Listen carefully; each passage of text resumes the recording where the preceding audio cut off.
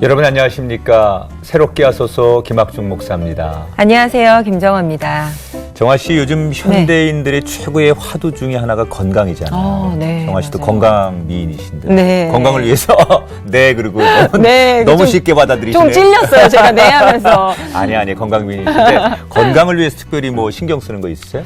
저는요, 아이 낳고 네. 좀 몸이 약해졌다는 걸 좀 느끼겠더라고요. 그래서 일부러 좀 운동도 꾸준히 하려고 하고요. 네. 그리고 매해 좀 건강검진 받으려고 노력하고 있죠. 그렇죠. 네. 사실 사전에 미리 이렇게 건강 검진을 하는 거 정말. 네. 그래서 의학 중에 최고의 의학이 뭐 예방의학이다 이런 네. 얘기도 있는데 사실은 우리 육체적인 병도 그렇게 체크할 수 있지만 우리 마음도 우리가 날마다 좀 미리미리 체크하고 들여다보면서 우리 마음을 건강하게 하는 거 그것도 너무 중요한 것 같아요. 중요하죠. 그래서 오늘 새롭게 하소서 함께 하실 분은요, 마음의 상처를 어떻게 바라보고 치료해야 할지 알려주실 분입니다. 몸의 건강 못지않게 중요한 이 마음의 건강을 책임져 주실 분인데요. 먼저 영상을 통해서 만나보시죠.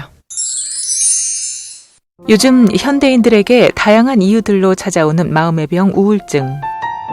그 상처 가운데서 벗어나지 못하고 방황하는 사람들을 치유해주기 위해 직접 찾아가는 사람. 그는 바로 더 공감 마음학교의 박상미 대표입니다. 사실 그녀 또한 과거에는 우울함에 잠겨 많은 방황을 했습니다. 한창 예민했던 청소년기에는 가정의 문제로 인해 심리가 불안했던 탓에 희귀병인 악성 그레이브스병을 진단받기도 했는데요. 어둠 속을 걸으며 스스로를 포기하려 했을 때 그 작은 신음에도 응답해 주신 건 바로 하나님이었습니다.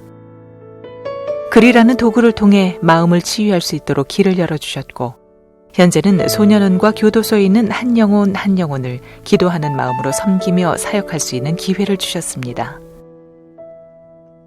고통 속에 신음하며 희망이 사라졌다고 느끼는 순간에서도 건강한 영혼들을 세워나갈 수 있도록 도움을 주시는 하나님의 이야기를 만나봅니다.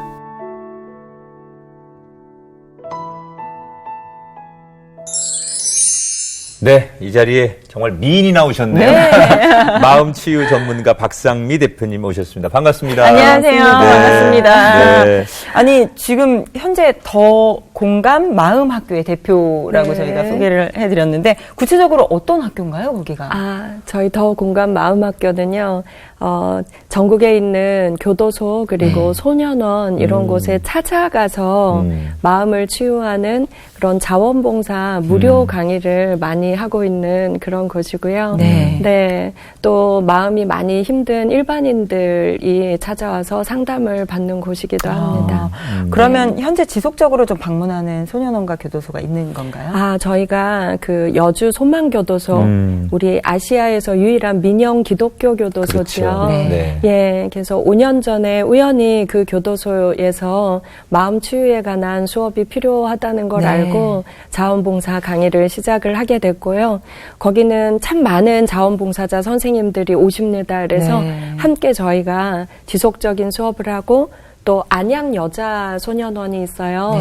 정심학교라고 부르는데요. 그곳에 가서 또 매주 우리 마음이 아픈 청소년들과 함께 영화를 보고 글을 쓰면서 치유 수업, 주로 상담 수업이죠. 네, 그런 활동들을 지금 얘기 들어보면 하고 일주일 있습니다. 내내 너무 바쁘실 것 그러게요. 같은데. 저 혼자 하면 할 수 없죠. 그런데 정말 선한 마음으로 그런 사역을 하시는 봉사자 선생님들이 여러 분 계세요. 그래서 저는 이제 시간표를 짜고 앞장서는 반장 정도의 그렇군요. 역할을 네. 할 뿐입니다. 네. 아니 우리 대표님이 마음학교 이외에도 활동을 많이 하시다 보니까 직함들이 굉장히 또 많으시더라고요. 어떤 직함들로 불려지고 있습니까 지금? 제가 월급을 받고 있는 곳은 경찰대학교고요. 거기에서 교양과정이 저희 경찰이 될 학생들도 교양과정 수업이 있어요. 그래서 문학과 심리학, 영화와 심리학 수업을 제가 하고 있고요.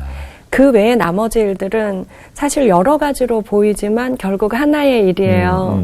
공감하고 소통하고 치유, 회복에 관한 제가 목표를 두고 거기에 관한 글을 쓰는 작가이기도 하고요.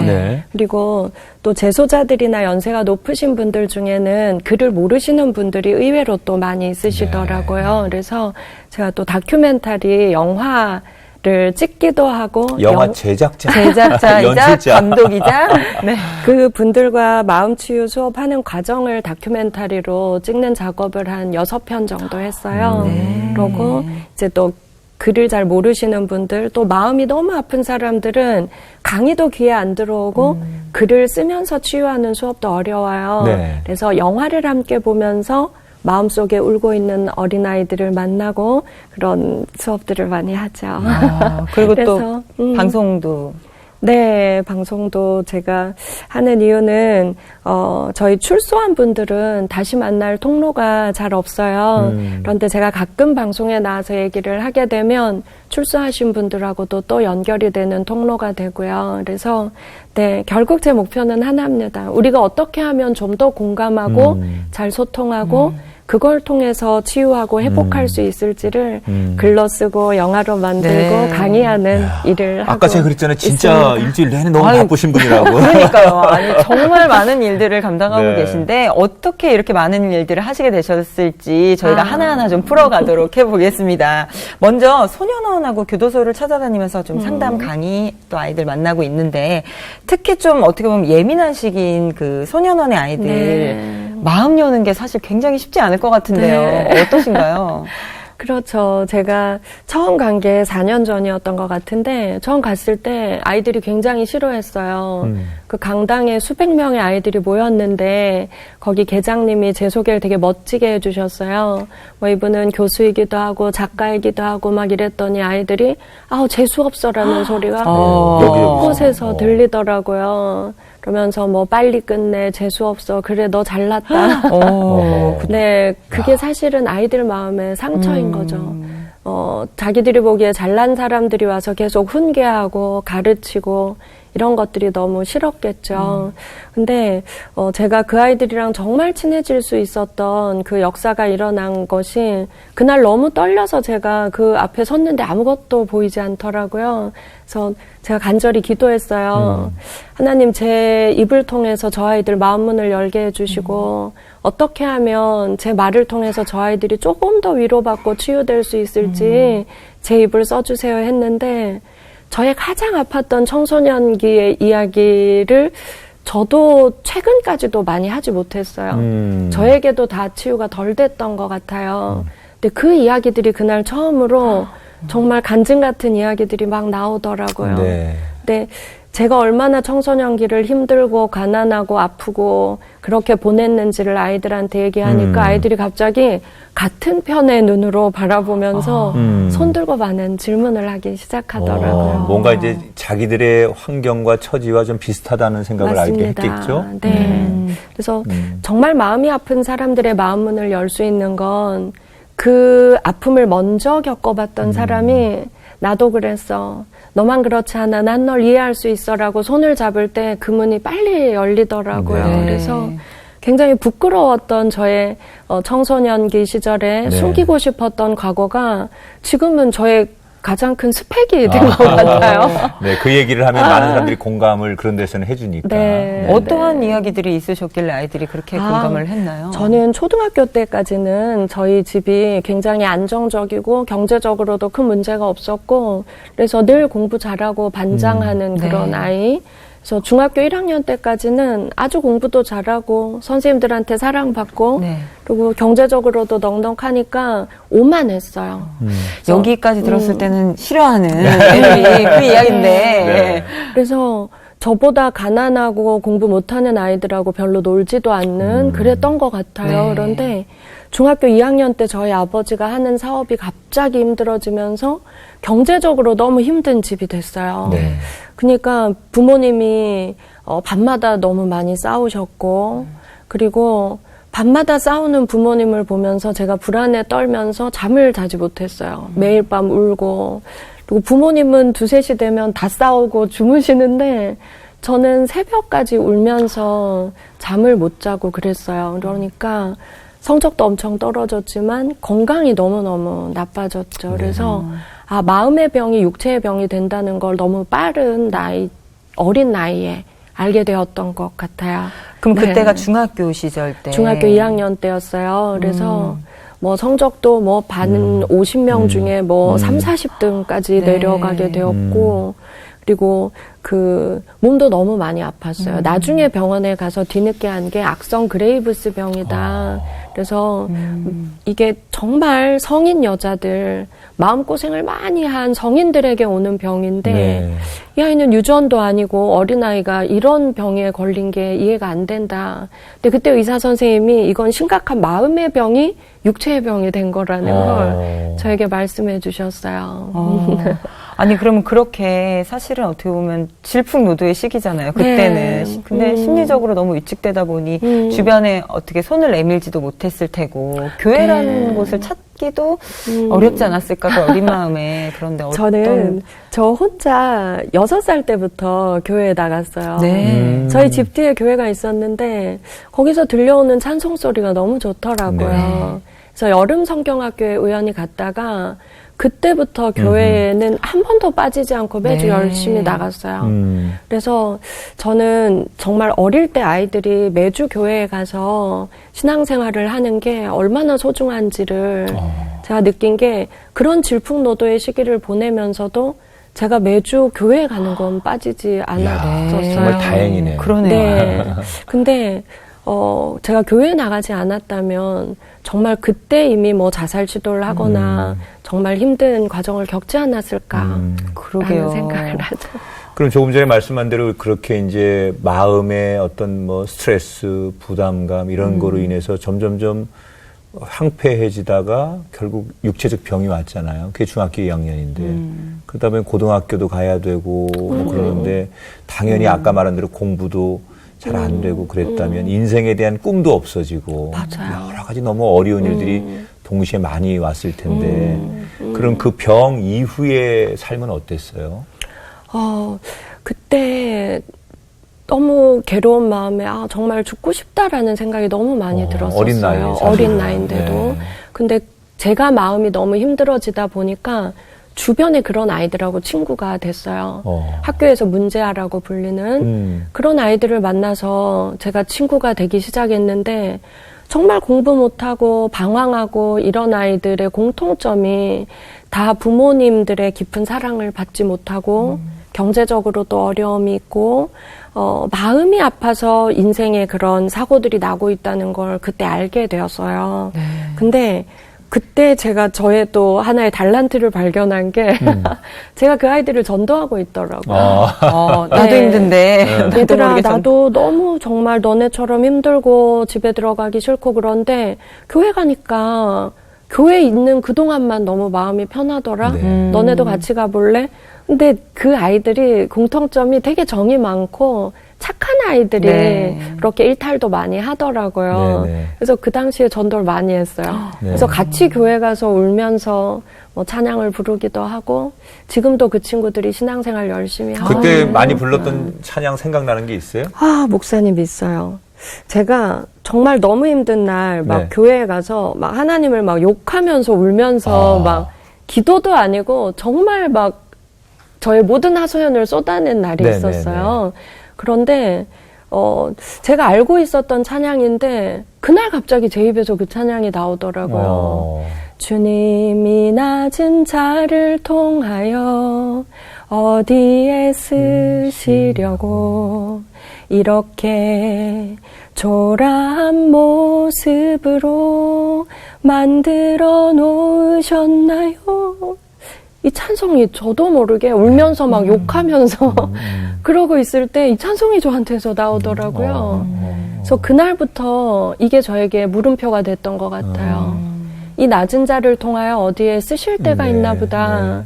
그래서 기도했죠. 어디에 쓰실지 모르겠지만 귀하게 써주세요. 그리고 내가 어디에 쓰임받나 확인하려면 내가 살아야지. 하나님 그럼 저에게 건강도 주시고 저를 좀 회복시켜 주시고 저를 좀 붙잡아 주세요. 쓰시려면 저를 바로 세우셔야죠.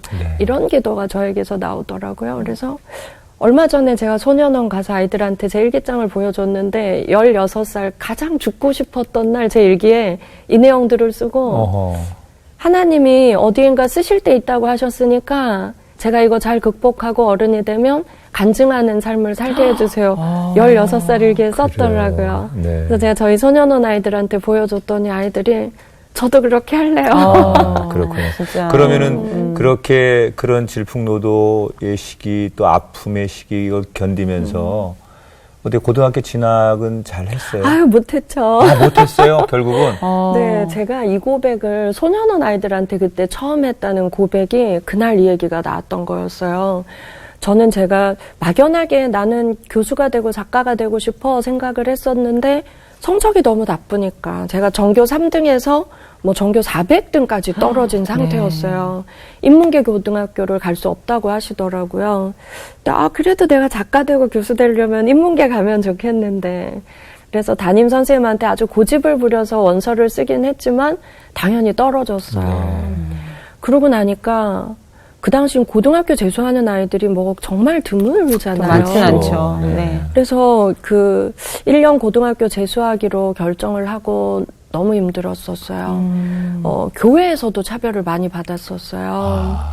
저는 교회가 정말 마음 아프고 특히 부모님이 믿지 않는 아이들을 많이 품어주는 그런 곳이 되었으면 좋았을 텐데 교회에서도 쟤는 성적도 저렇게 떨어지고 고등학교도 떨어졌대.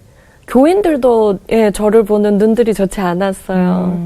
그랬는데 참 신기하죠. 매주 제가 교회에 나가고 있더라고요. 제 마음에 내가 잘 이겨내서 다음에 이것도 간증거리로 쓰실 날이 있을 거야. 이런 생각이 다 하나님께서 저를 붙잡아 주신 그런 또 거였겠죠. 과거가 있으셨네. 그러게요. 고등학교를 재수하셨구나. 네. 아니 근데 갑자기 딸이 몸이 아프고 고등학교에 진학하지 못하는 네. 그러한 딸을 보는 부모님도 굉장히 마음이 아프셨을 것 같은데요. 그래서 참 저는 모든 고통에는 하나님의 더 큰 뜻이 있다라고 그때 생각을 하게 된 게 저희 부모님도 그 중간에 교회 잠깐 다니신 기간이 있었어요. 그런데 경제적으로 어려워지니까 안 다니시더라고요. 그런데 제가 갑자기 아프고 고등학교에 떨어지고 그 엄청난 일들이 일어나니까 부모님 두 분이 저에게 용서를 구하셨어요. 우리 때문에 우리가 교회 안 나가고 너무 많이 싸우고 너에게 진심의 사랑을 주지 못해서 이 모든 일이 일어난 것 같다. 그때부터 부모님도 다시 신앙도 회복하셨고 특히 저희 아버지께서는 그날부터 저에게 편지를 정말 자주 써주셨어요. 좋은 성경 구절 그리고 간증집 이런 걸 읽고 좋은 구절을 만나면 저에게 그 좋은 구절을 써주고 딸아 살다 보면 이런 일들이 생기지만 우리가 이걸 잘 극복할 때 더 큰 사람으로 성장할 수 있단다. 또 막 기도의 문구들도 써주시고 매일 부산 시립도서관에 저를 데려다 주셨어요. 네. 그리고 저희 아버지께서 살리는 말들을 그때부터 너무 많이 해주셨어요. 너가 이 기간이 네 인생에서 너무 부끄러운 기간이라고 넌 생각하지만 그렇지 않다. 17살에 이렇게 많은 책을 읽을 수 있는 애는 너밖에 없다. 그렇죠. 여기는 부산에서 가장 책이 많은 곳이야. 너 작가가 되고 싶다 그랬지. 마음껏 여기서 책을 읽어라. 그리고 여기는 일주일에 2편 세계 명작 영화를 보여준다. 그 영화도 2편 꼭 보거라. 그래서 그 시기에 저는 너무 괴로운 마음이었지만 진짜 책을 많이 읽고 영화를 많이 봤어요. 근데 제가 지금 심리학을 문학과 영화로 가르치는 사람이 되어서 살고 있는 건 그 17살 1년 고등학교 재수하지 않았다면 이 삶을 살 수 없었을 하나님이 거예요. 우리가 모르는 그런 걸 준비하셨던 거예요. 한치의 오차가 없으시네요. 우리 하나님이 정말. 아니 그러면은 그 사실은 1년 고등학교 재수라는 게 대학도 아니고 정말 소녀의 감성으로는 친구들은 다 교복 입고 학교 가는데 너무 부럽고 그렇죠. 보면 눈물이 나서 눈을 감고 다녔어요. 그럴 교복 것 입은 같아요. 아이들이 너무 부러워서. 그러나 하여튼 1년 후에는 당당하게 고등학교 진학을 하신 거죠? 제가 재수해서는 합격을 했고요. 네. 근데 이제 제 성격이 굉장히 내향적이고 소심한 아이였어요. 그러니까 1살 어린 아이들하고 친하게 지내는 게 힘들더라고요. 또 학교 근데 가서. 제가 재수하는 동안 책 많이 읽고 영화 보면서 끊임없이 글을 썼었어요. 넘치는 게 시간이니까. 근데 어느 날 학교 복도를 지나가는데 전국 대학에서 고등학생들의 소설과 시를 공모한다는 포스터가 엄청 붙어 있더라고요. 그래서 보니까 상금이 높아요. 저 상금을 받으면 우리 집 생활비가 되겠다.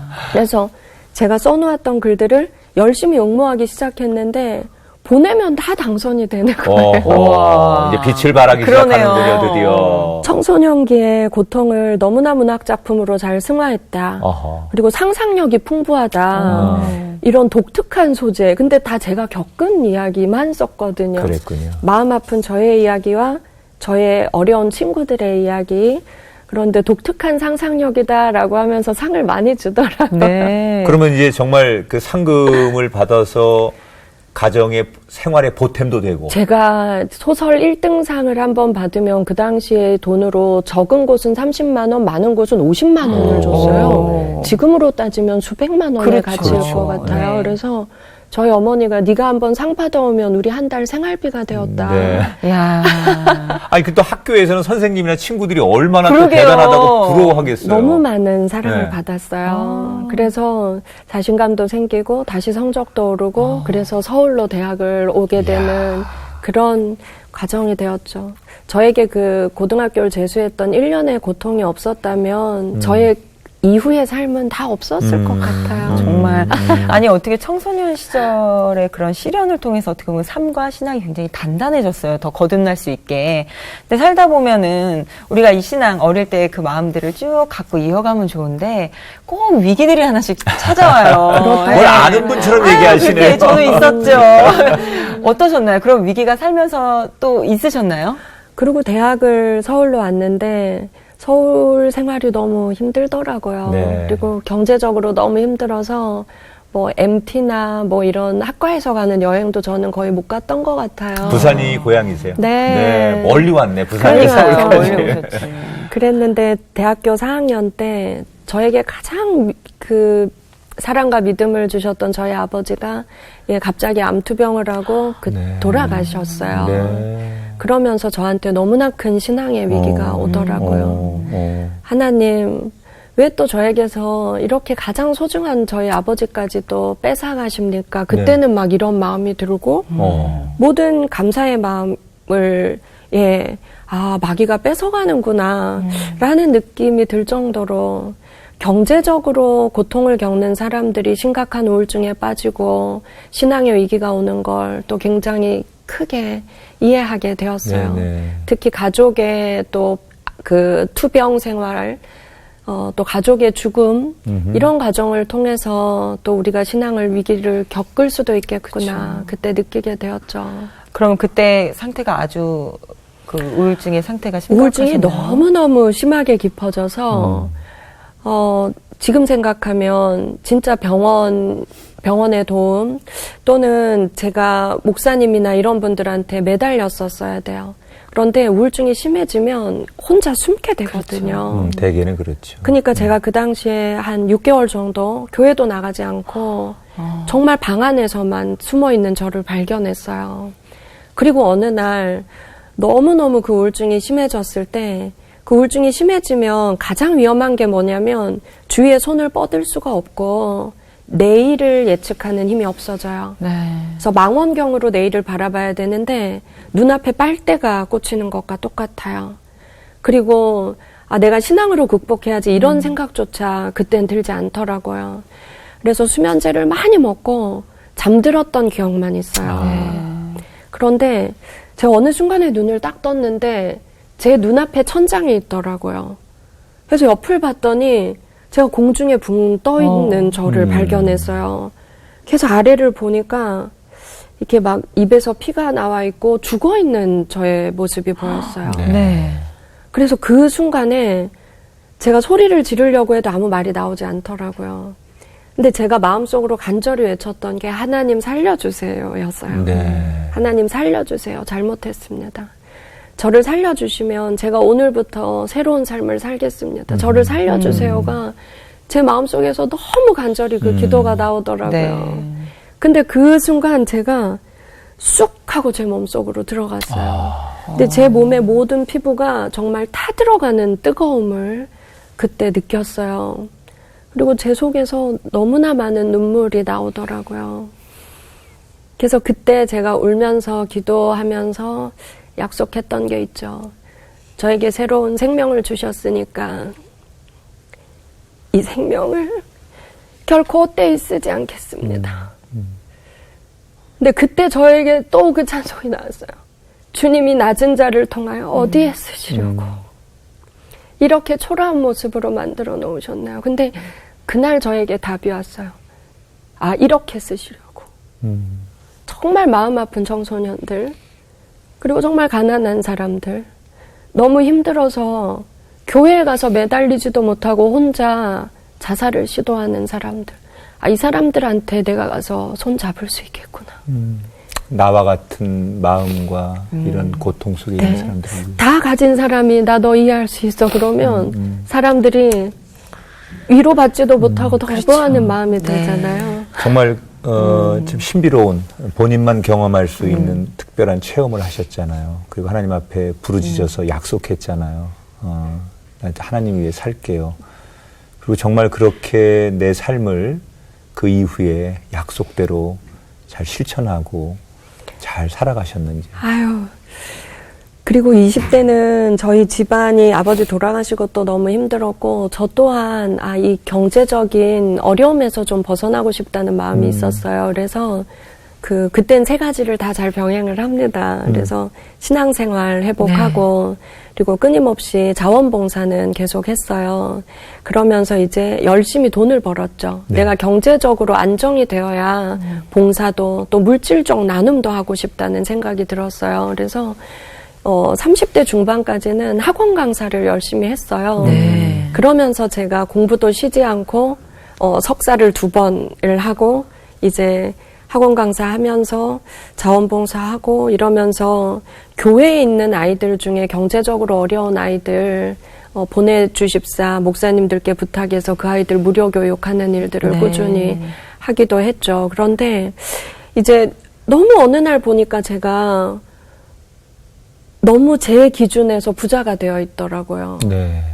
아, 이거 내가 하나님께 약속했던 삶에서 내가 더 경제적으로 넉넉해지고 하면 더 멀어지는 게 아닐까. 그래서 그 전국 고아원 원장님들한테 편지를 보냈어요. 이 아이들 제가 무료로 교육할 수 있으니까 공부를 하고 싶은데 경제적인 능력이 안 되는 아이들이 있으면 저에게 좀 보내주십시오 하고 다 편지를 보냈는데 아무 데서도 답이 안 오는 거예요. 근데 한 전도사님이 저에게 전화를 주셨어요. 고아원 원장이기도 하면서 전도사님이셨는데 굉장히 화를 내면서 저에게 당신 정신 차리라고. 왜요? 저도 너무 깜짝 놀라서 왜요? 이랬더니 요즘 가난한 아이들이 누가 공부할 생각을 하냐고. 초등학교 입학하면 다 공부 포기한다고. 이미 조기 교육이 초등학교 전에 다 이루어지고 우리가 데리고 있는 초등학생, 중학생, 고등학생 중에 사교육 받을 수 있는 애도 없고 어디 미용학원 알면 그런 데나 소개하라고. 그래서 제가 그 전화를 끊고 나서 그 다음 달에 학원 강사 일을 다 정리를 했어요. 네. 그게 좀 충격이셨어요? 굉장히 충격이었어요. 그래서 내가 이젠 경제적으로도 나눌 수 있는 걸 하나님께서 채워주셨고 이제 어떤 삶을 살면서 내가 약속한 것들을 해야 될지 고민해보자 생각하고 우선은 박사과정에 들어갔어요. 네. 들어가고 그 박사과정 들어갔을 때 아주 운 좋게 독일 연구원으로 갈 수 있는 길이 열려서 독일에 가게 되었는데 거기서 우연히 한국에서 입양 간 친구를 만나게 되었어요. 네. 근데 그 입양 간 친구를 만나서 너무나 놀라운 사실들을 알게 되었죠. 예. 미혼모의 자녀들이 대부분이 입양을 갔더라고요. 네. 근데 입양 간 우리 아이들이 다 성공하고 잘 사는 모습만 우리는 언론에서 보았잖아요. 그런데 정말 성공한 아이들은 10%도 안 되고 90%가 너무 어렵게 살고 있고 수많은 사람들이 자살 시도하고 한국을 저주하면서 살고 있다고 하더라고요. 네. 그래서 내가 한국으로 돌아가면 미혼모들을 찾아가서 그 아이들도 보살피고 그렇게 해야겠다. 그게 저의 첫 번째 사역이라는 답을 거기서 독일에서 이제 그런 얻게 비전을 되었죠. 얻게 되신 거네요. 네. 그래서 그 친구들을 입양된 친구들을 만나면서 영화를 제작하셨어요. 네, 그때 독일에서 만난 그 친구가 그 미혼모와 입양인에 대한 다큐멘터리를 찍고 싶은데 네가 감독을 좀 소개해 줄 수 있냐. 그래서 저는 영화 공부는 했어도 찍는 일은 안 해봤으니까 그래서 본인이 한국에 와서 엄마를 찾게 되면 그 과정을 좀 찍어달라고 해서 제가 많은 감독님들을 만났는데 이게 돈이 안 되고 돈이 드는 일이다 보니까 그렇죠. 나서 주실 분이 없더라고요. 근데 그때 내가 찍자. 내가 배워서 내가 찍자.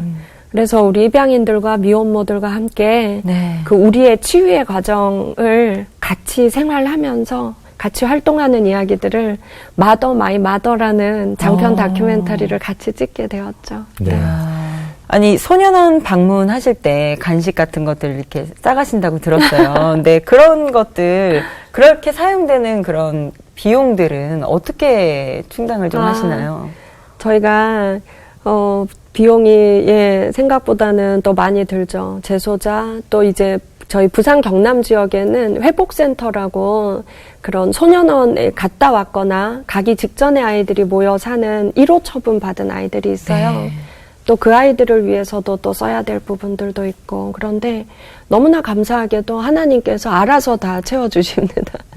제가 최근에 마음 넌 누구니라는 스스로 자기의 마음을 치유할 수 있는 책을 낸 지 한 5개월 정도 됐어요. 그런데 그 책이 다행히 너무나 또 많은 분들이 읽어주셔서 그 책의 인쇄로 많은 부분이 해결이 되고요.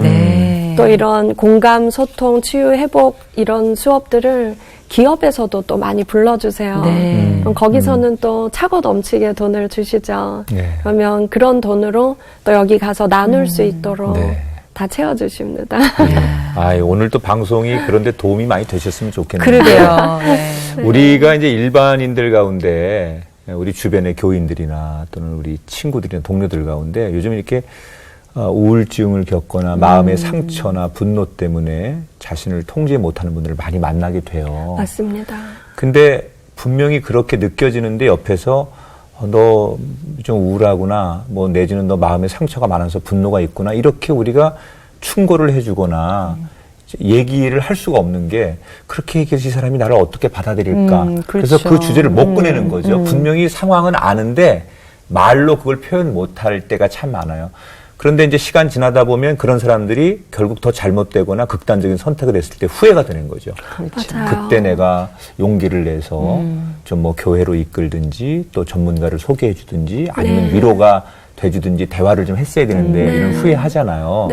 이런 일반인들이 굉장히 많을 텐데 그런 분들에게 전문가로서 팁을 하나 준다면 그런 상황을 만나면 어떻게 하면 좋을까요? 맞아요. 제가 자살 예방의 날 너무 바빴어요. 막 전국에서 자살 예방 강의로 막 저를 막 다 부르는 거예요. 저희 가장 부끄러웠던 그 경험을 계속 얘기하게 되었죠. 그때 제가 가장 많이 했던 얘기가 뭐냐면 목사님 말씀대로 너무 마음이 아픈 사람은 먼저 손을 뻗질 못해요. 그리고 혼자 방에 숨어 있게 되는 거죠. 근데 반드시 꼭 도움받고 싶은 사람에게 한두 번 신호는 보내거든요. 저 너무 힘들어요. 자꾸 우울해요. 요즘 자꾸 죽고 싶다는 생각이 들어요. 이렇게 지나가는 얘기처럼 반드시 흘려요. 그때 누군가가 손을 잡고 왜 힘든지 얘기해봐. 내가 들어줄게. 들어주기만 하면 되는 거거든요. 왜냐하면 들어줄게. 모든 답은 내 안에 다 있어요. 그런데 누군가 잘 들어주고 공감해주고 따뜻하게 손잡고 어떤 훈계와 그런 마음이 드는 건 네가 마음이 약해서 그래. 신앙이 부족해서 그래. 이런 말을 하면 바로 다시 닫고 절대로 말하지 않게 되죠. 그러지 말고 그렇구나. 네가 그렇게 힘들었구나.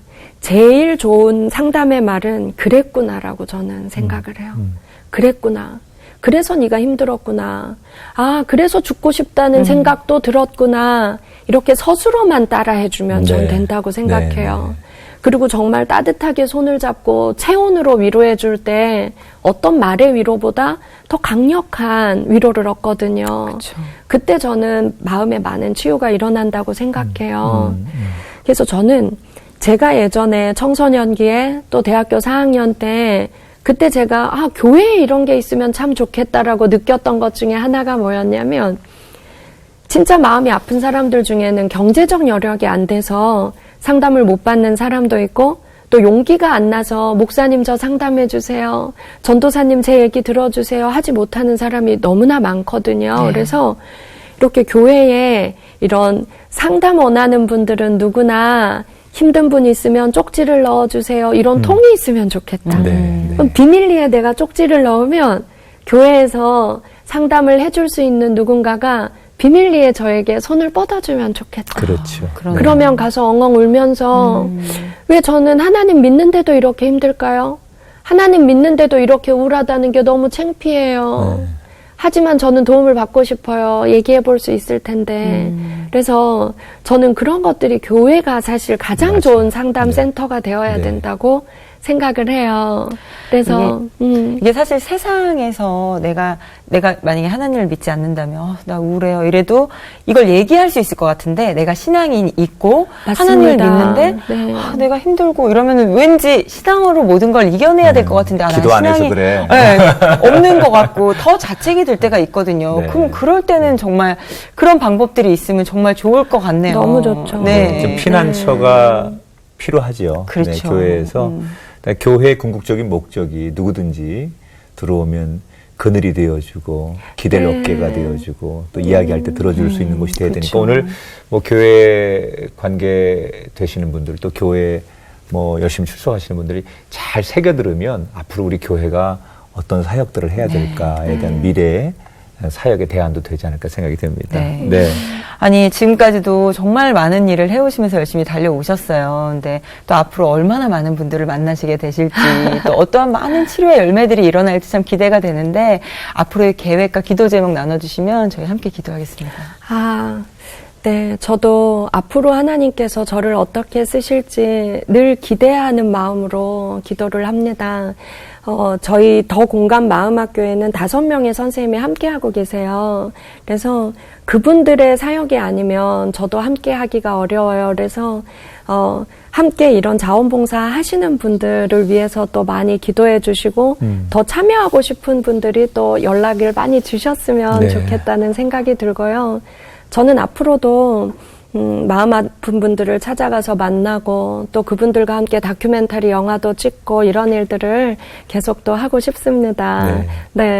그래서 제가 기도 제목이 있다면 사실 저는 조금의 변화라도 재소자들, 소년원에 있는 아이들이 그 안에서 변화되고 또 하나님 만나서 나온다면 이 세상이 조금씩 바뀌지 않을까 생각을 했는데 출소한 다음에 정말 관리가 안 되더라고요.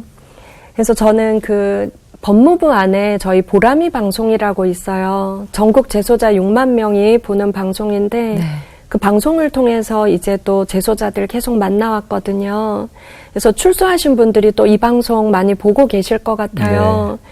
출소하신 분들이 일반인들이 다니는 교회에 갔다가 적응하지 못하고 다시 신앙을 잃는 분들도 많이 있으시고 다시 적응하지 못해서 재범의 길로 들어서고 또 다시 그 안에서 우리랑 만나고 할 때 너무 제 마음이 아팠어요. 그래서 출소하신 분들 또 소년원 갔다 온 아이들이 또 이런 교회 공동체 안에서 모여서 잘 회복할 수 있으면 얼마나 좋을까. 그래서 그 성남 모란역 앞에 들꽃교회라고 출소한 분들을 위한 사역을 하는 교회가 있습니다. 그래서 많이 힘드신 분들은 그 교회로 오시면 저도 한 달에 2번은 그 교회에 나가서 섬기거든요. 다시 저도 만날 수 있고 또 우리가 다시 신앙을 회복하고 어떻게 이 사회의 일원으로 회복된 삶을 다시 살아나갈 수 있을지 그 길을 같이 모색해 볼 수 있을 것 같아요. 그래서 이 방송 보신 출소하신 많은 제가 매달 6만 명씩 만나왔으니까 수많은 분들이 지금 보고 계실 것 같아요.